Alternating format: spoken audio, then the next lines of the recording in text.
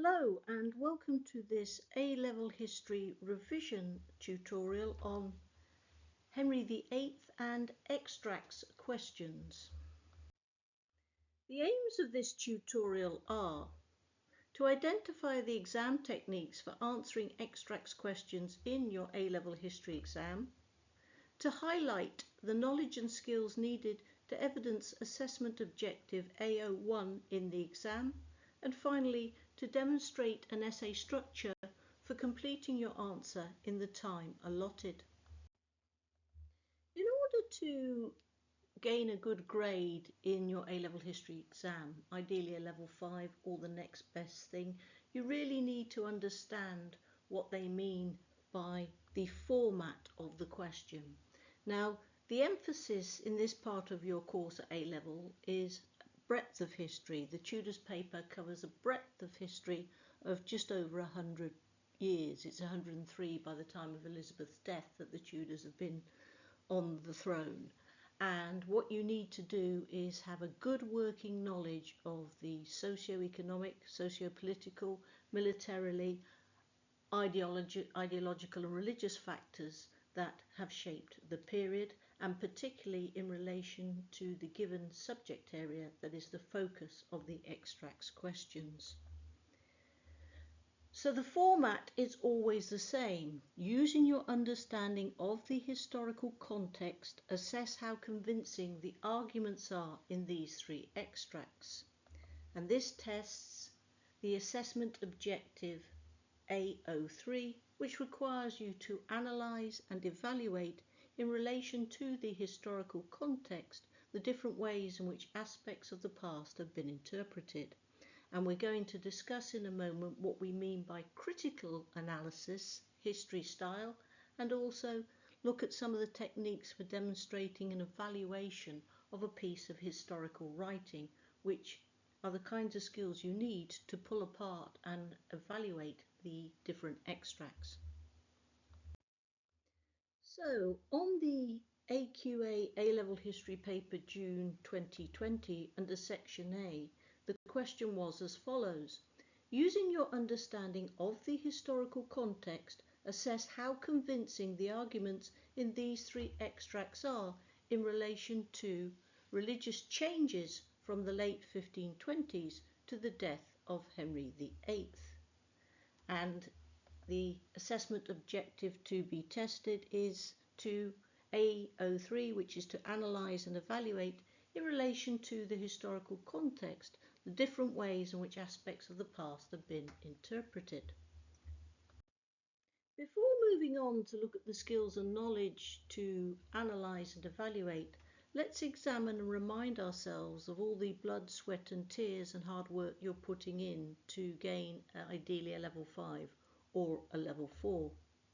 To achieve a level 5 mark in an extracts question, your answer must display a very good understanding of the interpretations given in the extracts, evaluate the extracts thoroughly in order to provide a well-substantiated judgment as to what extent each extract offers a convincing interpretation or argument. You must provide a response that demonstrates a very good understanding of the historical context.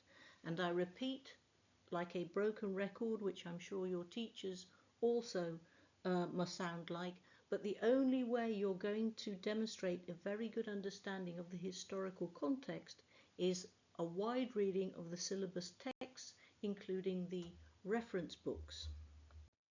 Similarly, to achieve a level 4 mark, which in the extracts question is between 19 and 24 marks, a level 4 answer must display a good understanding of the interpretations given in the extracts.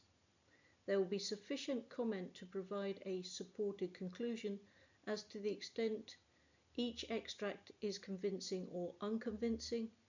However, not all judgments will be well substantiated with historical evidence, and judgments may be limited. It must provide a response that demonstrates a good understanding of the historical context. You are required to make a judgment about the extracts regarding how convincing they are, but a substantiated judgment means to back it up with good historical evidence. On the surface level, it seems that a well-supported judgment would equal a level 5 in A-level history, and a supported conclusion was likely to get you a level 4, but it's a little bit more complicated and it needs to be systematically understood.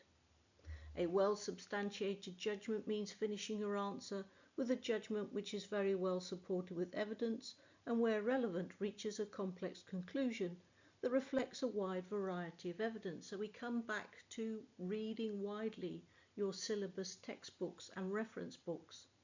A supported conclusion means finishing your answer with a judgment that is backed up with some accurate evidence from the extracts and your knowledge of the period, and there may be gaps here to support your arguments or contentions because you haven't read widely enough. The first thing you do before you write anything down is find the content and the process words. Now, the question is normally something like this: using your understanding of the historical context, assess how convincing the arguments in these three extracts are in relation to, and it will give you a given subject area, which is the content words. The process words are what you need to do, i.e., usually to assess how convincing the arguments are in the extracts using your knowledge of the history of the period. And again, this comes back to reading widely. And you are required to analyse critically and evaluate in relation to the historical context the different ways in which aspects of the past have been interpreted. So what do we mean by demonstrating critical analysis at A level?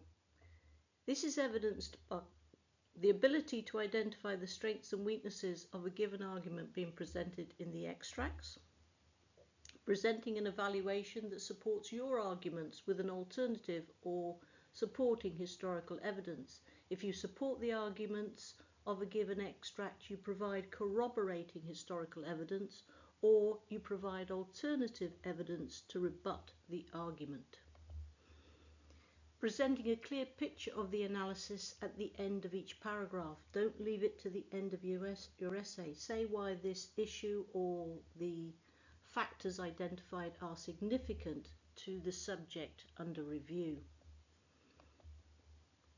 At the end of each paragraph, you will offer a judgment on the question, which consists of little, if any, narrative. Often students describe what is happening rather than saying this is significant because, or Elton is wrong here when he talks about the Cromwell being the architect of the Reformation or something like that, because there are other factors, and that's what they mean by offering a judgment.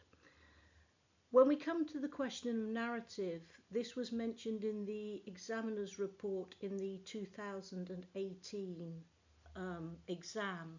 Many students hadn't done enough wide reading, so what they did was tend to read the extract line by line and then pick out quotes on it and then explain the quotes. You're not being asked to explain if you understand the quotation or the extract. You're being asked to provide a critical analysis and judgment as to how accurate or convincing it is. The other thing you do if you then explain a quote is you get further and further away from answering the question and render a descriptive account of what's being discussed, and this is likely to get you a 3 or a 2 or a 1. So avoid describing and avoid putting quotes in, and that's what they mean by avoiding any narrative. An outstanding essay will be analytical throughout and will provide an analysis of each factor identified in the question. And we'll come to this in a minute, because the question we're going to look at doesn't just look at the Henrician Reformation and whether Henry was the architect. It also asks you to consider a specific period in time.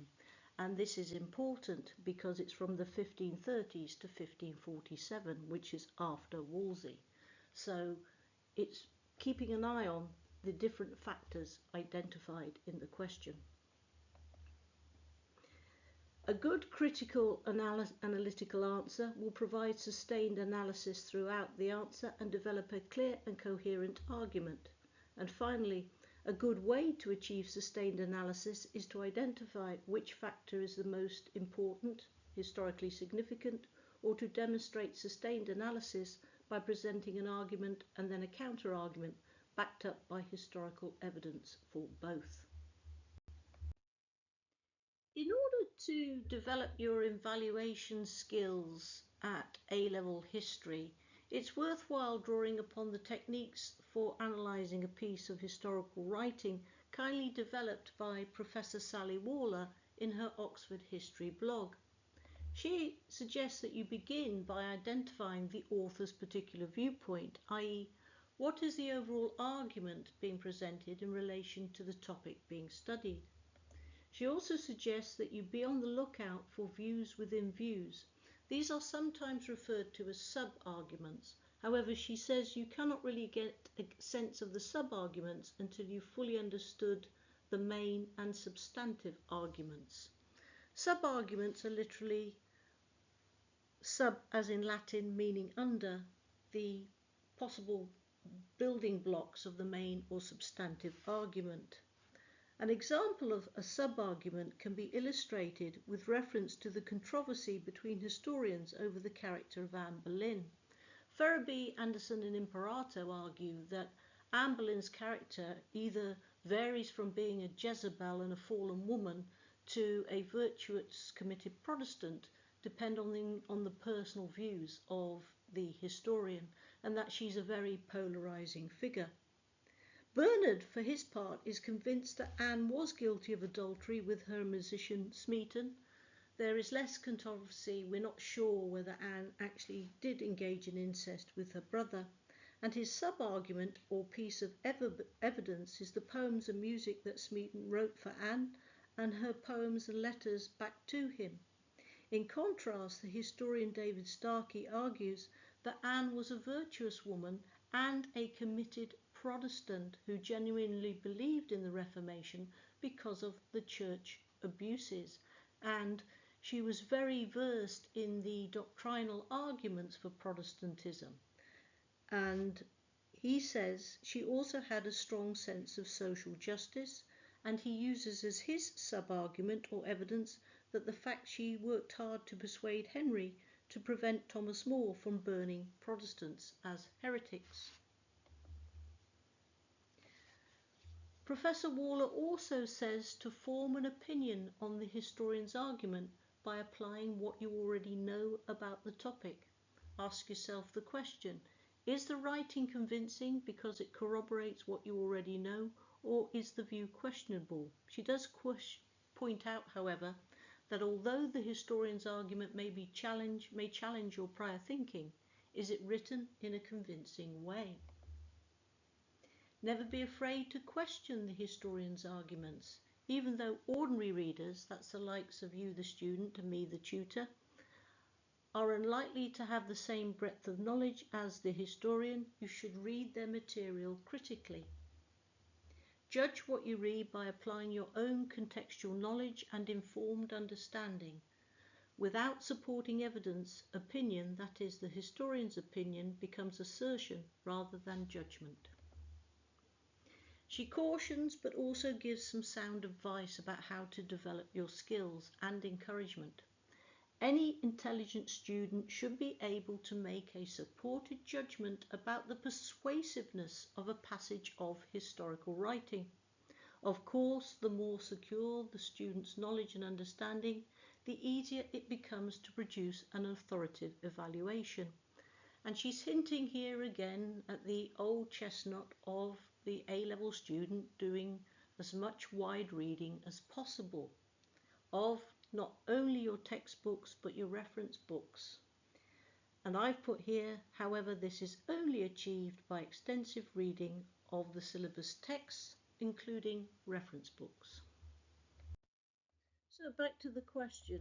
On the AQA A-level history paper dated June 2020, the question was, using your understanding of the historical context, assess how convincing, that's the process words, The arguments in these three extracts are in relation to religious changes from the late 1520s to the death of Henry VIII. So it's religious changes from 1520 to 1547, which are the subject area. And it reminds you that the target that you've got to reach is to be able to analyse, evaluate in relation to historical context the different ways in which aspects of the past have been interpreted. And we've just been looking at, in the previous slides, how to demonstrate critical analysis and how to evaluate a piece of historical writing. The three extracts are drawn from the following sources: G.W. Bernard's The King's Reformation, published by Yale University Press in 2005, and A.G. Dickens' The English Reformation, published by Penn State University 1964, and P. Marshall, Reformation England 1480 to 1640, Bloomsbury Publishing, published in 2003. In preparation for your extracts, questions, or section A for your A-level history exam, it's worth you doing some research on the historians.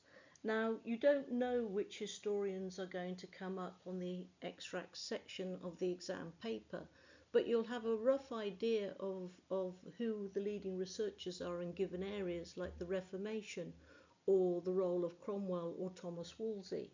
So that will give you some pointers. And you can also go on and look at their Twitter pages. For example, G.W. Bernard, who is often referred to as just G. Bernard, was born in 1950 and has had various teaching posts and is currently Professor of Early Modern History at Southampton University. He completed his Doctor of Philosophy in 1978 at St Catherine's College, Oxford, and his PhD thesis was on the power of the Tudor nobility. On his web page, he describes his current research interests as the Henrician Reformation, which he firmly attributes to the forceful personality of Henry VIII and Henry's religious convictions, and he also refers to his vigorous historical debates with Professor David Starkey on the role of Thomas Cromwell. With regard to the Reformation, Bernard argues that Henry was the chief architect, both organisationally and doctrinally, despite his more conservative Catholic leanings.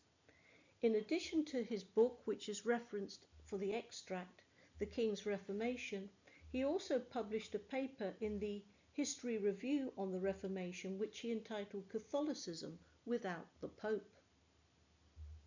A.G. Dickens was born in Hull in 1910 and died in 2001.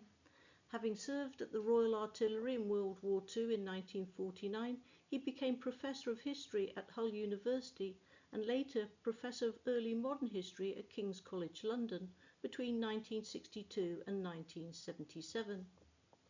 His seminal work on the English Reformation is still considered a key text for A-level history students because of his intensive study of parish records during the Reformation, detailing common people's experience of the Henrician reforms and the dissolution of the monasteries.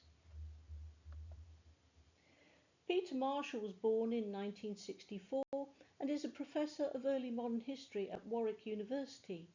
He too, like G.W. Bernard, completed his doctorate at Oxford University at University College, and his PhD thesis examined ordinary English parishioners' attitudes to the church and the clergy in the period 1500 to 1533.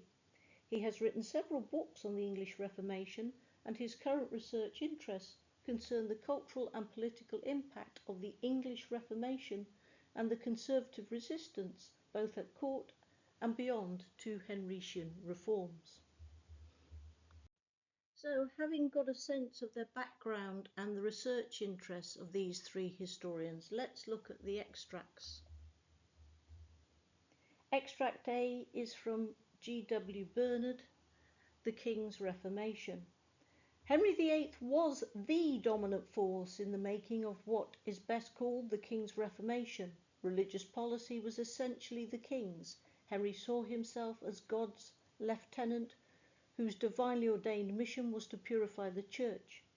In the campaign for the divorce, in the break with Rome, in the making of articles of religion, in the dissolution of the monasteries, and sometimes in the destruction of opponents, Henry's role was full and decisive. Henry overcame substantial opposition from Thomas More and John Fisher, from bishops and the Pilgrimage of Grace. What the king sought he largely achieved.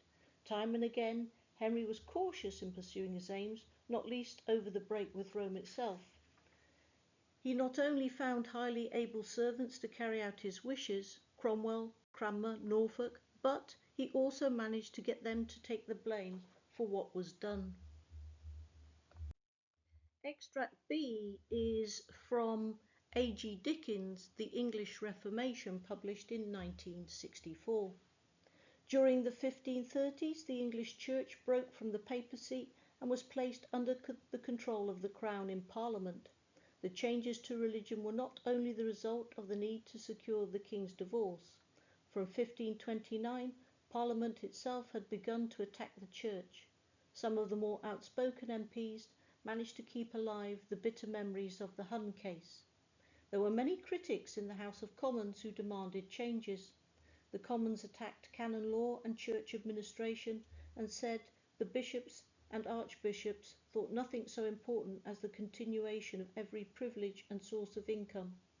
It was stated that clergy took everything from their parishioners, that they would take a dead man's cow and turn his children into beggars. Bills to reform the church were debated in the House of Commons on a daily basis. With remarkable speed, a whole series of statutes were passed through Parliament to break with Rome and to reform the church. And finally, Extract C is taken from Peter Marshall's book Reformation England 1480 to 1642, published in 2003. Reform of the Church in England did not begin with Henry VIII's divorce from Catherine of Aragon. In the years when Henry was still the Pope's loyal defender of the faith, small but increasing numbers of English men and women had begun working for a transformation of the Church. What was new in the views of these evangelicals was that salvation came through faith alone, formed by reading the Bible. Monasteries, chantries, masses, vows, pilgrimages, veneration of saints and confessions to priests were a distraction from the Church's true mission of proclaiming God's word.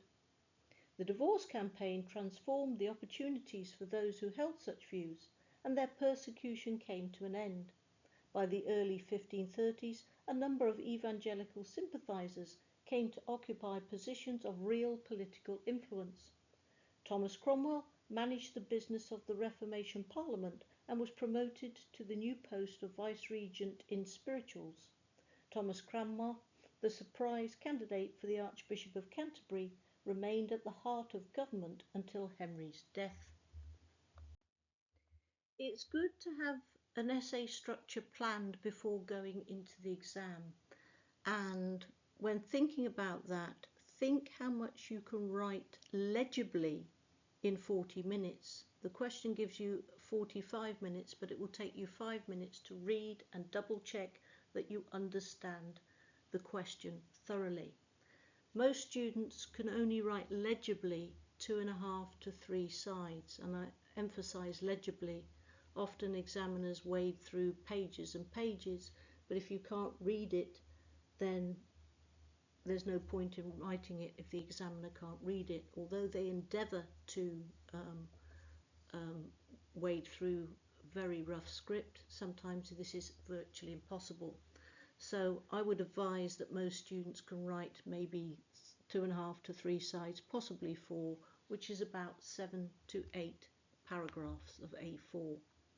So in your opening paragraph, you reinforce the question focus by identifying the socio-political context of the issue and what's going on at the time. The historical, the cultural, the political factors that are influencing the issue under review. And this is important because you need to be able to understand whether the historian has identified the significance of these factors and how they affect the given issue. In the case we're looking at is the Reformation and the major characters involved. Then you get straight into it by presenting the main arguments from extract A, and again the examiner is looking to see that you understand what the main arguments from each of the historians is being presented. Then you present your main arguments as to whether you think extract A's arguments are convincing or unconvincing, and then you present the main arguments from extract B.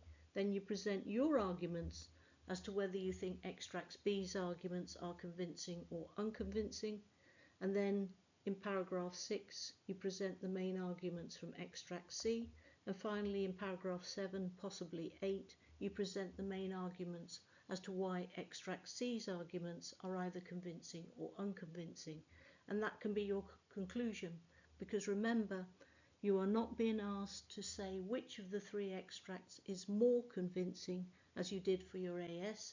You're actually just being required to identify the extent to which you think their extracts are either convincing or unconvincing. So coming back to being able to identify the key socio-political factors that are occurring which influence the way the given issue is played out in the period, I would write something like this. To answer this question effectively as to what extent the extracts are convincing, in explaining the religious changes from the late 1520s to the death of Henry VIII, it is necessary to focus on the careers of Henry's two chief ministers, Thomas Wolsey and then Thomas Cromwell, and then following Henry's decision not to appoint a chief minister after the fall of Cromwell, to examine the impact of factionalism on the process of religious change from 1540 to 47, which was the last 7 years of Henry's life. And I've just put some guidance here so you can understand this paragraph. I've put the sentence in yellow straight away gets to the focus of the question, and it hits the examiner in the face that you're understanding the question and you're staying focused from the get-go. And the sentence in purple signposts a key historical factor that will later be evaluated for its significance on religious change and how the extracts account of it. And this is why I mean you identify, you don't have to have a long paragraph, this is just a couple of sentences. The key socio-political factors and how well your extract accounts for it helps you make a decision as to whether they are convincing or unconvincing. The main arguments from Bernard are as follows. Bernard argues that the religious change which took place was the result of Henry's actions. It was the king's reformation. Bernard argues that Henry regarded himself as God's lieutenant and he was doing God's work. Bernard asserts that it was Henry who overcame opposition to religious change. And finally, Bernard argues that Henry not only got people to do his work, but he also got them to take the blame for what was done. Bernard is convincing in arguing that the break with Rome was done in the name of the king and provided a solution to the king's great matter, the divorce.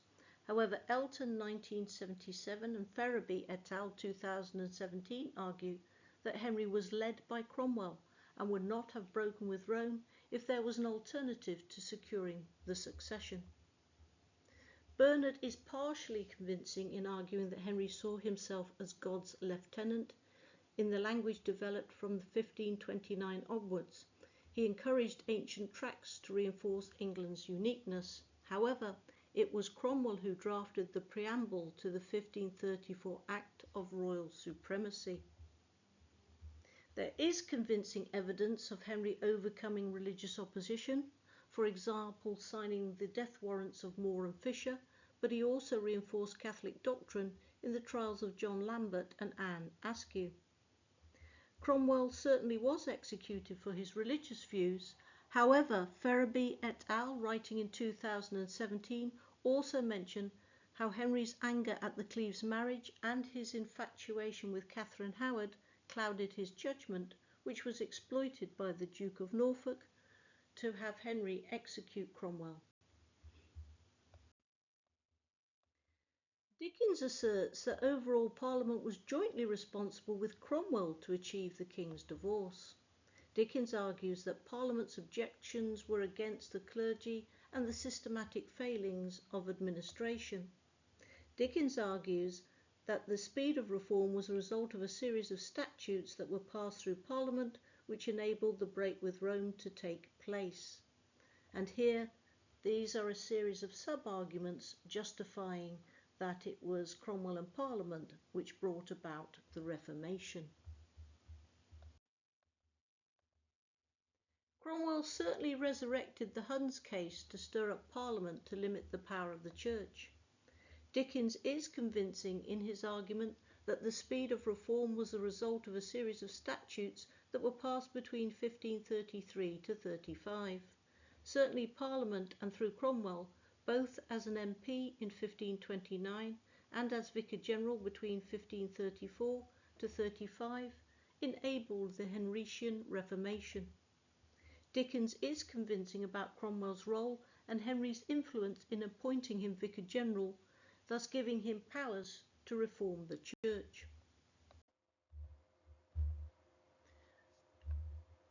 Marshall argues that pressure for religious change was independent of Henry's desire for a divorce. The divorce provided Henry with the opportunity to bring about change. Marshall argues that those who wanted religious change were not simply motivated by anti-clericalism, but were evangelical, promoting the word of God and necessity for salvation. Marshall argues that those who shared evangelical views came to prominence through the need to secure the divorce and were therefore influential.